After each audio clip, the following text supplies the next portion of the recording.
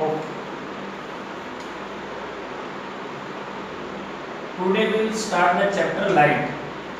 देखो light chapter जो है वो बेसिकली टू पार्ट्स में तुम्हें पढ़ना पड़ेगा। एक है रिफ्लेक्शन और दूसरा है रिफ्रैक्शन। दोनों में डिफरेंस देख रहे हो ना, एक है रिफ्लेक्शन और दूसरा है रिफ्रैक्शन। अब देखो बेसिकली क्या है, इससे पहले कि अपने चैप्टर के ये पॉइंट्स चालू करें, ये चैप्टर अपने इन दो पॉइंट्स के अंदर ही पढ़ना पड़ेगा। रिफ्लेक्शन के अंदर आ जाएंगे अपने मिरर्स और रिफ्रैक्शन के अंदर क्या आएगा, लेंस। ठीक है, ये चैप्टर अपने को इन दो पार्ट्स के अंदर पढ़ना पड़ेगा। उससे पहले अपने थोड़ा सा ये समझ जाते हैं बेसिकली लाइट है क्या। ठीक है, लाइट ऑब्वियसली तुम सबको पता है लाइट क्या है, form of energy. Light is a form of energy, और ये जो एनर्जी है this form of energy is detected by our eyes. अपनी बॉडी के अंदर जो आईज है वो इस लाइट को अपने अंदर डिटेक्ट कर देती है। ठीक है, सिंपल सी बात है। ठीक है, अगर कोई भी ल्यूमिनस, देखो दो टाइप के ऑब्जेक्ट्स होते हैं, एक है ल्यूमिनस जैसे कि सन के पास खुद की लाइट है, सेल्फ लाइट है, तो वो ल्यूमिनस ऑब्जेक्ट है। और जिसके पास खुद की लाइट नहीं है वो नॉन ल्यूमिनस है। नॉन ल्यूमिनस के अंदर अपने आगे मैं हूँ, ये बोर्ड है, ये सब है। अब मेरे को एक बात बताओ, तुमको एक बोर्ड दिखाई दे रहा है, यस और नो? मेरे को भी ये बोर्ड दिखाई दे रहा है। इसके पीछे एक रीजन है। एक तो लाइट जहां से आती है, या तो मेरे को वो चीज दिखाई देगी, लाइट का जो सोर्स है ना, जैसे कि अगर मैं इस बल्ब की तरफ देखूं तो मेरे को बल्ब दिखाई देगा। प्लस मेरे को ये नीचे बोर्ड है वो भी क्यों दिखाई दिया, क्योंकि लाइट यहाँ गई, रिफ्लेक्ट होकर टकरा के मेरी आंख में आई, इसलिए मेरे को ये दोनों ऑब्जेक्ट दिखे। तो होता क्या है, अपने को कौन कौन से ऑब्जेक्ट दिखेंगे? अपने को दो ऑब्जेक्ट्स दिखते हैं, एक तो ल्यूमिनस भी दिखेगा और नॉन ल्यूमिनस भी। ल्यूमिनस तो खुद की लाइट की वजह से दिख जाएगा, और अगर हमको कोई नॉन ल्यूमिनस ऑब्जेक्ट दिखता है तो उसका रीजन ये है कि कहीं से लाइट आई, उससे टकराई और अपनी आंखों के अंदर गई। समझ में आया, यस और नो? अब जब हम ये चैप्टर करेंगे, क्या कहते हैं, लाइट चैप्टर, तो एक चीज तुमको बहुत इंपॉर्टेंट ध्यान में रखनी है। लाइट की एक प्रॉपर्टी है, light travels in straight line और curved line. Yes, very good. ये जो प्रॉपर्टी है ये अपने को यहाँ दोनों जगह यूज होगी। Light travels in straight line, line जो है वो स्ट्रेट लाइन में ट्रेवल करती है। इसका एक सिंपल सा बहुत तुम एक्सपेरिमेंट भी कर सकते हो, ये प्रूव्ड है ऑलरेडी। मान लो एक कैंडल है, एक स्ट्रेट पाइप है, और अगर तुम यहाँ से देखते हो तुमको ये दिख जाएगा, यस और नो? लेकिन अगर वही मैं कैसी टेढ़ी पाइप यूज करता हूँ, मान लो बेंड पाइप, तो मेरे को ये दिखेगी कैंडल? नो। तो इससे ये साबित होता है कि light travels in straight line. इसका मतलब जब भी हम लाइट के डायग्राम्स बनाएंगे तो लाइट का जो पाथ होना चाहिए वो कैसा होगा, एकदम स्ट्रेट। ठीक है, अब रहेगी, चलो लाइट अगर स्ट्रेट ट्रेवल करती है तो क्या कभी इसकी डायरेक्शन चेंज ही नहीं होती? क्या लाइट की कभी डायरेक्शन चेंज होती है?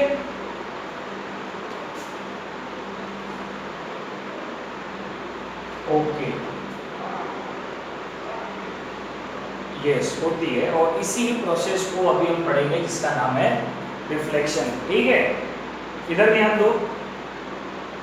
Light travels in a straight line, ये बात 100% सच है। लेकिन अगर ये मान लो मिरर है, मिरर का ये देखो ये मेथड है डायग्राम बनाने का, जिस साइड में ये रेस खींची है वो अदर साइड है और दूसरी साइड होती है रिफ्लेक्टिंग सरफेस। अगर मान लो लाइट ऐसे आती है, वेरी इंपॉर्टेंट एक और चीज ध्यान दे लो, लाइट की डायरेक्शन तुमको किससे डिनोट करनी पड़ेगी? एरो से। अगर तुम लाइट रिलेटेड डायग्राम्स बनाते हो तो तुमको एरो तो बनानी ही पड़ेगी, अदरवाइज मार्क्स कटने के पूरे चांस है, ठीक है। अगर मैं देखूं तो स्ट्रेट पाथ तो इधर जाना चाहिए, यस और नो? अरे बोल क्या रहे हो, सुनाई नहीं दे रहा? वेट, ये एडमिट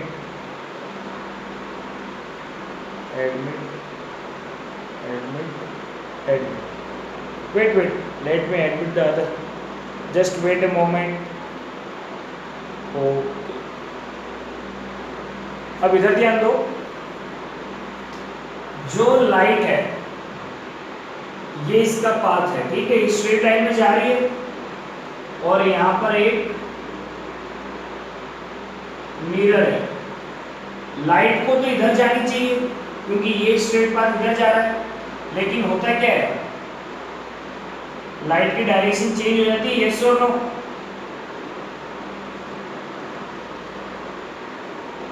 ठीक है, ये जो प्रोसेस है ना, process of sending back the light और changing the direction of the light is called as reflection. ये यहाँ पर क्या हुआ, इस पॉइंट पे ये जो डायरेक्शन होनी चाहिए थी इसकी बजाय चेंज होके ये हो गई और ये ही है reflection. So what is reflection? Reflection is a sending back the light or changing the direction of light. ठीक है, समझ में आया? yes or no? हाँ, bouncing back, yes, same meaning है, don't worry, bouncing back means sending back, okay, don't worry, you can use any word, grammatically meaning same रहना चाहिए, बाकी कोई भी word use करो, ठीक है। So what is reflection? Reflection is the process of sending back, or you can say bouncing back, or changing the direction of the light when it falls on a surface is called as reflection of light, ठीक है। ये हाँ बोलो।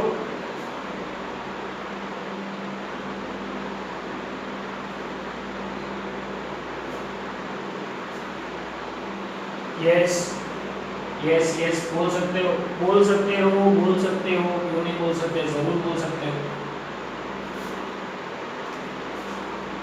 अब इधर ध्यान दो, ठीक है। अगर क्या होता है, बेसिकली डिपेंड करता है, रिफ्लेक्शन जो है वो डिपेंड करता है सरफेसेस पे। किसके ऊपर? सरफेसेस। सरफेस कैसा है? दो टाइप की रिफ्लेक्शन होती है, एक तो होती है रेगुलर रिफ्लेक्शन, दूसरी इरेगुलर रिफ्लेक्शन, प्लस इसको डिफ्यूज्ड रिफ्लेक्शन भी कहते हैं, चाहो तो तुम इसको स्कैटरिंग भी कह सकते हो, ठीक है। अब देखो रेगुलर रिफ्लेक्शन क्या है। अगर मान लो सरफेस कैसा है, स्मूथ शाइनी सरफेस, मान लो एकदम चिकना है, बिल्कुल भी खुरदरा नहीं है। सबसे शाइनी मेटल जो होता है ना वो होता है सिल्वर। सबसे शाइनी मेटल कौन सा होता है? सिल्वर। इसलिए जो अपना घर पे मिरर होता है ना, मिरर, वो सिल्वर के बनते होता है। क्या है, एक ग्लास ले लेते हैं और उसके पीछे एक सिल्वर की लेयर लगा देते हैं और उस सिल्वर की लेयर के पीछे एक लाल कलर का पेंट कर देते हैं। देखा है, यस और नो? ठीक है। तो अगर सरफेस जो है वो एकदम स्मूथ है, एकदम शाइनी है, ठीक है, तो अपना कैसा रिफ्लेक्शन होगा? Regular reflection. ये रेगुलर रिफ्लेक्शन है क्या? मान लो ये कोई रेज आ रही है, लाइट रेज, ये क्या है? Light rays. अगर बहुत सारी लाइट रेज आ रही है तो उसको कहते हैं बीम। क्या कहते हैं? बीम। समझ में आ रहा है? यस और नो? अगर मान low beam is more than one रे, बहुत सारी रेज जब आती है ना तो उन सबको मिलके क्या कहते हैं? बीम कहते हैं, ठीक है। अगर मान लो लाइट रेज आ रही है और ये सारी लाइट रेज कैसी है? एक दूसरे के पैरेलल है, ये स्मूथ सरफेस पर टकराई, डायरेक्शन चेंज हुई और डायरेक्शन चेंज होने के बाद रिफ्लेक्ट हो गई। अगर ये जो बीम थी इसकी रेज अगर अभी भी पैरेलल है तो इसको क्या कहेंगे? Regular reflection. समझ में आ रहा है कि नहीं? यस और नो? जो लाइट रेज थी वो पैरेलल आई, टकराई और वापस पैरेलल चली गई, उसको क्या कहते हैं? रेगुलर रिफ्लेक्शन, ठीक है। रेगुलर रिफ्लेक्शन के जो जहां पर मेरी लाइट गिर रही है वो सरफेस कैसा होना चाहिए? Smoothie and shiny. एग्जांपल है सिल्वर।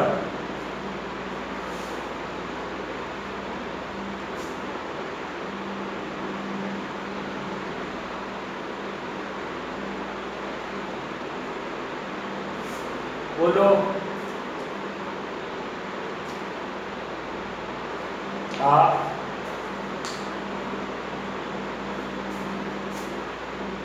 एल्यूमिनियम एंड सिल्वर दोनों लगता है महंगा लोगे तो सिल्वर, सस्ता लोगे तो एल्यूमिनियम। हाँ, क्या बोल रहे हो?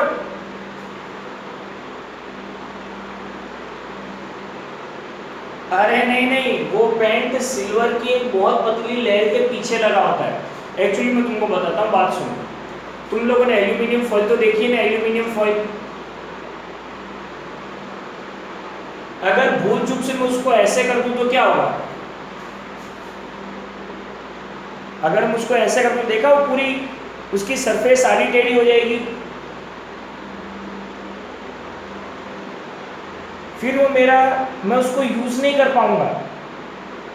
क्यों? अब वो रफ सरफेस हो गई। इसीलिए अपने क्या करते हैं, एक कांच लेते हैं, बड़े पतला कांच होगा, मतलब ग्लास होगा, और ग्लास के पीछे वो लेयर लगा देते हैं ताकि वो मुड़े नहीं, और उस सिल्वर की लेयर के पीछे एक और लेयर लगा देते हैं, रेड कलर की कोटिंग होती है, ठीक है। अपना मेन मकसद क्या है? जो अंदर की मेन शाइनिंग सरफेस है वो खुरदरी ना हो जाए। मैं कहना क्या चाहता हूँ तुमको समझ में आया? ठीक है। अब दूसरा रिफ्लेक्शन कौन सा है? इररेगुलर रिफ्लेक्शन प्लस इसको डिफ्यूज्ड रिफ्लेक्शन और स्कैटरिंग भी कहते हैं। मैं बताता हूं इसका मीनिंग क्या है। अगर मान लो कोई सरफेस रफ है, कैसा है? रफ है, मींस खुरदरा है, अप्स एंड डाउन्स बहुत ज्यादा है। पहले वाला कैसा था? एकदम सीधा था। अब कैसा? एकदम आड़ा टेढ़ा। मान लो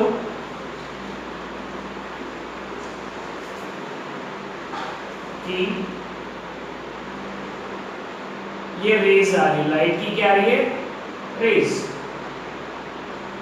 लाइट रेज। मैं फिर से बता रहा हूं, एरो बनाना बहुत जरूरी है, ठीक है, या फिर कह दो बीम। अब क्योंकि सरफेस आड़ा टेढ़ा है तो कोई टकरा के इधर गई, कोई टकरा के इधर गई, कोई टकरा के इधर चली गई, कोई टकरा के इधर चली गई। ये रेज आई थी पैरेलल,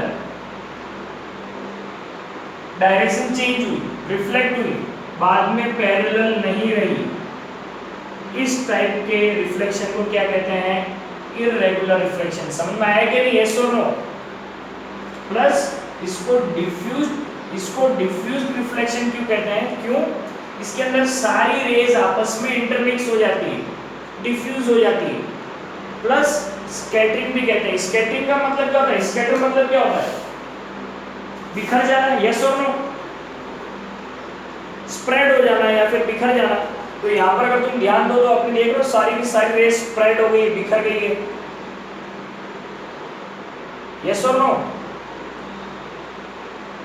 अपने रूम में स्कैटरिंग होती है, इसीलिए अपने हर एक चीज देख पाते हैं। इसका एक मैं रीजन बताता हूँ। क्वेश्चन कैसे आता है? बोर्ड में 2 मार्क्स का क्वेश्चन आ जाए ऐसा कि अगर मान लो अपने घर में कोई बुक पड़ी है, अगर मैं सिंपल सी बात करूं तो देखो मैं बोर्ड को इस साइड से देखूंगा तो भी दिखेगा मेरे को, मैं बोर्ड को इस साइड से देखूं तो भी दिखेगा। यस और नो? अपने घर में अगर बाहर दिन हो जाता है और मैं घर में बल्ब भी चालू ना करूं तो भी हर एक चीज दिखती है। इसका रीजन है, मान लो किसी भी सोर्स से लाइट रेज आई, अब ये टकराएगी। दुनिया की कोई भी चीज एकदम शाइनी नहीं होती। समझ में आ रहा है कि नहीं? यस और नो? इनका इररेगुलर डिफ्यूजन हो जाएगा। तो तुम किसी भी साइड खड़े रहो, तुमको हर साइड से वो बुक दिखाई देगी। समझ में आया कि नहीं? यस और नो? लाइट रेज इसके ऊपर पड़ गई, ठीक है। अब अपने घर में जितनी भी चीजें हैं 110% वो एकदम चिकनी तो नहीं है, पूरे घर में कांच तो लगावा नहीं है।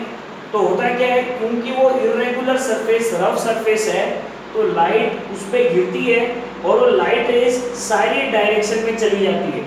इस वजह से एक तो पूरे घर में लाइट भी रहती है, प्लस मैं किसी भी चीज को कहीं से भी देख सकता हूँ। यस?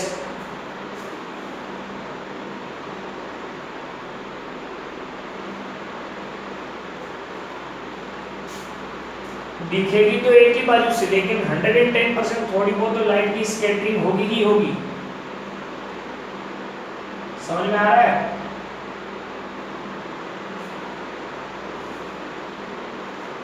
तुझे लगता है एकदम सीधी पॉसिबल है? एटम्स की शेप एंड साइज कैसी होती है? वो भी बनी तो एटम की ही होगी ना। समझ में आ रहा है मैं कहना क्या चाहता हूं? जितना चिकना सरफेस उतनी कम डिफ्यूजन या फिर स्कैटरिंग, जितना ज्यादा रफ सरफेस उतनी ज्यादा स्कैटरिंग। समझ में आ रहा है कंसेप्ट? यस और नो? अरे बाकी लोगों को आ रहा है कि नहीं?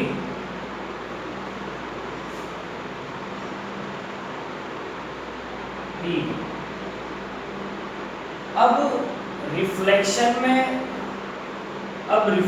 में कुछ एक, अबे हो गया यस सर हो गया। जस्ट सबके सब एक बार अपना फ्रंट कैमरा चालू करो। Hurry up, don't waste the time.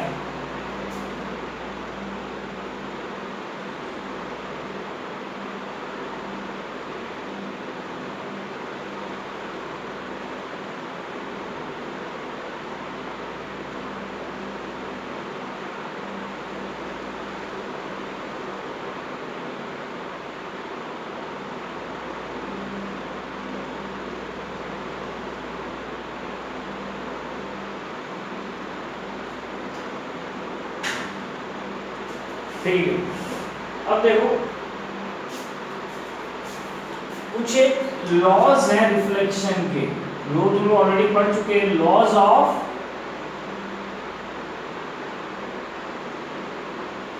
Of reflection, ठीक है। लॉज ऑफ रिफ्लेक्शन पढ़ने से पहले ये मिरर, ये दूसरी साइड रफ सरफेस है और इस तरफ शाइनिंग सरफेस है। एक लाइट रे आई, ठीक है। जो लाइट रे फर्स्ट टाइम आके इसके ऊपर फॉल करती है उसको कौन सी रे कहते हैं? यस, इंसिडेंट रे, ठीक है। अब ये यहां पर इस पॉइंट पर फॉल करेगी, ठीक है। अब ये जिस पॉइंट पे फॉल करेगी उस पॉइंट का नाम है पॉइंट ऑफ इंसिडेंस। जैसे ही यहां पर फॉल करेगी इसका रिफ्लेक्शन होगा और ये रिफ्लेक्ट करेगी। अब ये जो रिफ्लेक्ट करने के बाद डायरेक्शन चेंज होने के बाद जो रे है उसको कहते हैं रिफ्लेक्टेड रे। अब एक बात ध्यान दो, मान लो ये एक मिरर है। अब तुम्हें समझना पड़ेगा नॉर्मल किसे कहते हैं। क्या? नॉर्मल। मान लो कोई भी सरफेस है, सरफेस पे तो बहुत सारे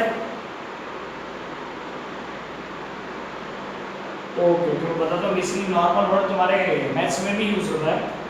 नॉर्मल मींस परपेंडिकुलर। ये देख रहे हो, ये मैंने इस पॉइंट की नॉर्मल बनाई, ये परपेंडिकुलर है इस सरफेस के। मैंने इस पॉइंट की नॉर्मल बनाई, ये परपेंडिकुलर है इस सरफेस के। समझ में आ रहा है कि नहीं? इस पॉइंट पे नॉर्मल बनाई, ये परपेंडिकुलर है इस सरफेस पे। ठीक है, नॉर्मल मींस परपेंडिकुलर। क्या बोल रहे हो? ठीक है, अब इस पॉइंट पे अगर मैं परपेंडिकुलर बनाऊं इस सरफेस का, तो ये जो लाइन है इसको कहते हैं नॉर्मल। ठीक है, अब होगा क्या? नॉर्मल और इंसिडेंट रेस के बीच में एक एंगल बना। इस एंगल को क्या कहते हैं? Angle of incidence. ठीक है, इस नॉर्मल और रिफ्लेक्टेड रे के बीच में एक एंगल बना, इसको कहते हैं एंगल ऑफ रिफ्लेक्शन। तो देखो ये सारी चीजें समझ में आई। ये है एंगल ऑफ इंसिडेंस, ये है एंगल ऑफ रिफ्लेक्शन। ठीक है, अब अपने पास लॉज ऑफ रिफ्लेक्शन में दो लॉज है। ठीक है, पहला लॉ क्या है? Angle of incidence equals to angle of reflection. समझ में आ रहा है? यस और नो? अगर मान लो ये एंगल 10 डिग्री होगा तो ये वाला एंगल भी कितना होगा? 10 डिग्री। अगर एक रे यहां से आती है इंसिडेंट रे और मान लो बनाती है 70 डिग्री, तो ये जो रिफ्लेक्टेड रे होगी वो भी कितना बनाएगी? 70 डिग्री नॉर्मल के साथ। समझ में आ रहा है? यस और नो? तो सबसे पहला क्या है? Angle of incidence equals to angle of reflection. Second है, second one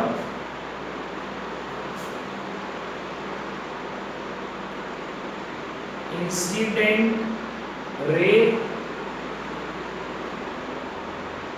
reflected ray and normal.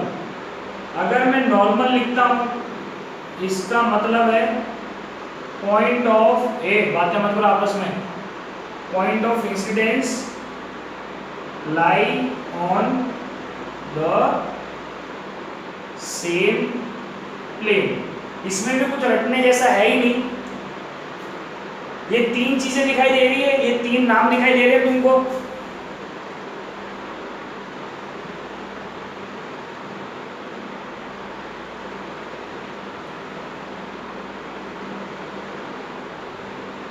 देखो ये तुमको यहाँ पर तीन लाइन दिखाई दे रही है, सुनाई दे रहा है? यस और no? Incident ray, normal and reflected ray. कुछ नया लिखा ही नहीं है मैंने, तुमको सिर्फ लिखना क्या है? Incident ray, normal and reflected रे। ये तीन लाइनें दिखाई दे रही है ना, बस इन्हीं का नाम लिखना है। Incident ray, reflected ray and normal. मैंने जब ये वर्ड नॉर्मल यूज किया, मैंने ब्रैकेट में एक चीज लिख दी है, पॉइंट ऑफ इंसिडेंस। नॉर्मल कहां से? पॉइंट ऑफ इंसिडेंस से lie on the same plane. मतलब ये सारी के सारी एक सिंगल प्लेन के ऊपर रहती है। जैसे कि मान लो ये मेरा बोर्ड एक्स वाई प्लेन है, ये बोर्ड की ये वाली लेंथ ले लो, ब्रेड्थ ले लो एक्स और लेंथ ले लो वाई, तो ये सारी के सारी चीजें एक सेम प्लेन के अंदर ही होती है। समझ में आया? यस और नो?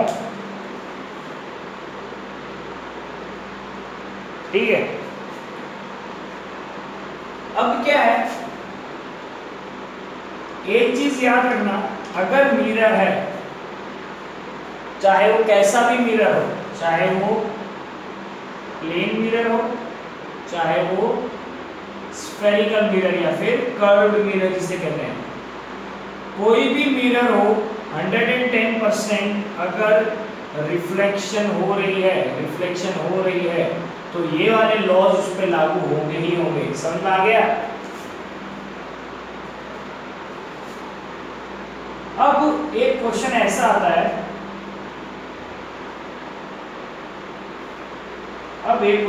आता है, कि मान लो एक मिरर है, अगर मैंने एक इंसिडेंट रे डाली परफेक्ट परपेंडिकुलर इसके ऊपर, एकदम परफेक्ट परपेंडिकुलर, तो टकरा के कहां जाएगी वापस? जल्दी बताओ।